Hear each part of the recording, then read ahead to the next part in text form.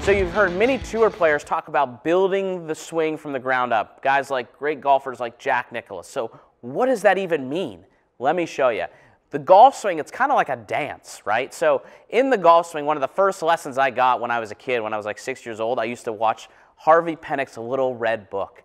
And it was such a great video. I'd play a tournament, I'd kind of like get all geeked out. I'd clean my clubs in the morning and like watch the video. And one of the great lessons that he did in that video series with Ben Crenshaw and Tom Kite was this idea of the ball in your pressure, right? So when I'm moving my pressure, see, I'm moving pressure.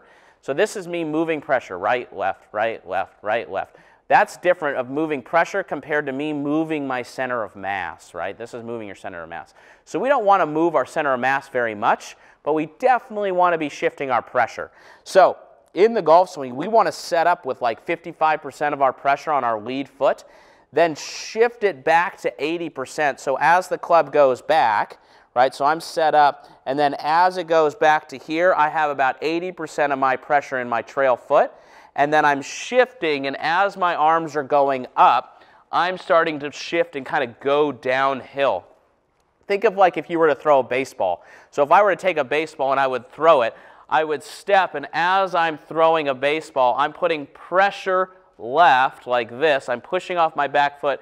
I'm throwing pressure, and my chest is going back, and then I'm throwing, right? It's the same way in the golf swing.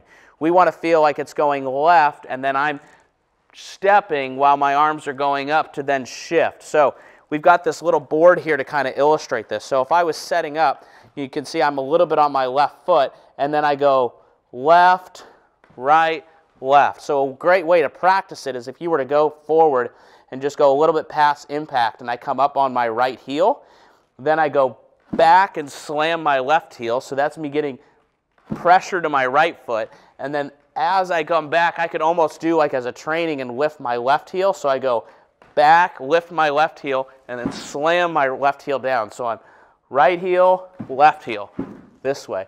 And I'm slamming that heel down as I'm coming down. And what happens when you have like that chain reaction? So imagine, you know, if you're driving in the car and someone goes and they slam on the gas, you go like this, right? So in the golf swing, when you go back and you shift, right, that kind of allows this club to set.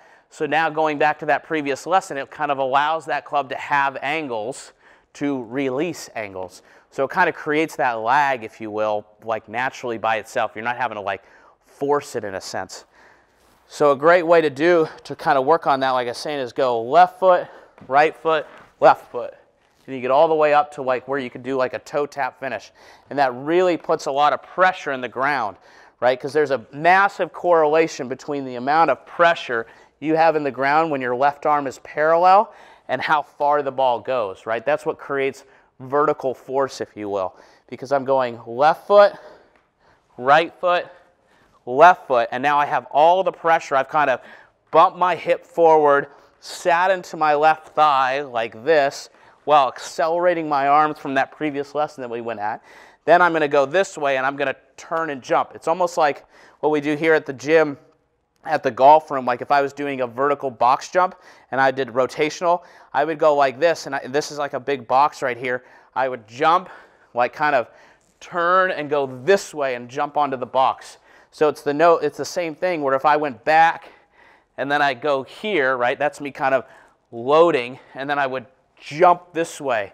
So I'm going to set up and feel like I'm going left foot, left foot, and then jumping and turning to where your foot kind of almost goes this way a little bit back because you're trying to get out of the way. So try this left foot, left foot.